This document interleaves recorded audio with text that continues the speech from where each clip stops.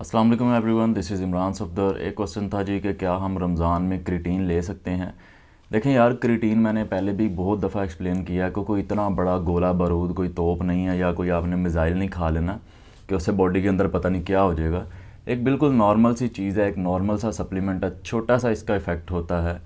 तो इसमें कोई इतनी ज़्यादा जो है इसको ओवर कॉम्प्लिकेट करने वाली बात नहीं है। आप उसकी जो 5-7 ग्राम की सर्विंग है वो बिला नागा आप जो है वो, चाहे रमज़ान है, आप फास्टिंग कर रहे हैं, नहीं कर रहे, 1 मील ले रहे हैं या 4 मील ले रहे हैं, वटेवर, आप उसको कंटिन्यू रख सकते हैं।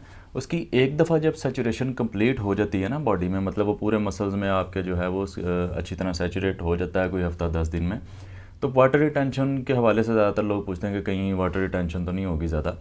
तो वो एक दफ़ा सैचुरेशन कंप्लीट हो जाती है तो वो साइकिल जो है वो वाटर का अपनी जगह पे आ जाता है। तो उसमें कोई एक्स्ट्रा ऐसे कोई ओवर कॉम्प्लिकेट करने की या सोचने की बात नहीं है। तो अगर तो मैं पर्सनल एक्सपीरियंस बताऊं तो मुझे तो कुछ भी फ़ील नहीं होता। मतलब मुझे नहीं ऐसा फ़ील हुआ कि मुझे कोई जो है वो पानी की कमी एकदम से फ़ील हुई है कि मुझे ज़्यादा पीना पड़ रहा है, या मतलब not even a single thing, मुझे कुछ भी फ़ील नहीं हुआ। अब क्रिटीन जो है वो कोई दवाई नहीं है, वो कोई मेडिसिन नहीं है, ना वो कोई हार्मोन है, ना वो कोई ड्रग है, वो एक डाइटरी सप्लीमेंट है। तो जो डाइटरी सप्लीमेंट है इनके इफ़ेक्ट्स बड़े मिनिमल से होते हैं, मतलब आपको शायद नोटिस भी ना हो।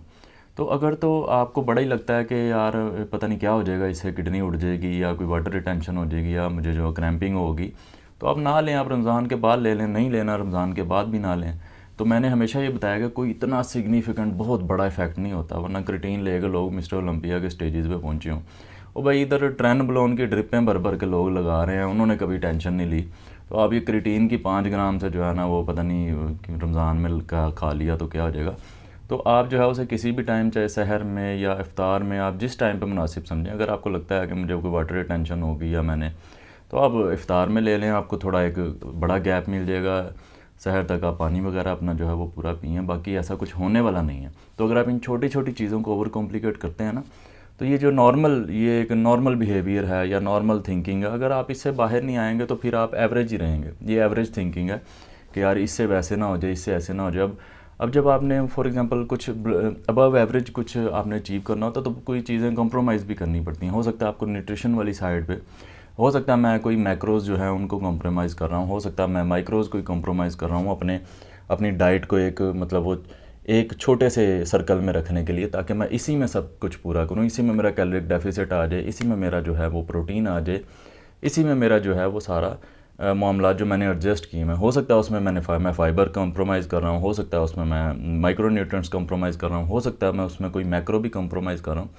तो जब आपने अबव एवरेज जो है वो परफॉर्म करना है, तो आपको ये छोटी छोटी चीज़ों को ना ओवर कॉम्प्लिकेट नहीं करना चाहिए। इससे क्या होता है कि अगर क्रिटीन ने कुछ करना हो या ना हो, अब प्लासीबो इफेक्ट जो होता है ना, ये बड़ा पावरफुल होता है।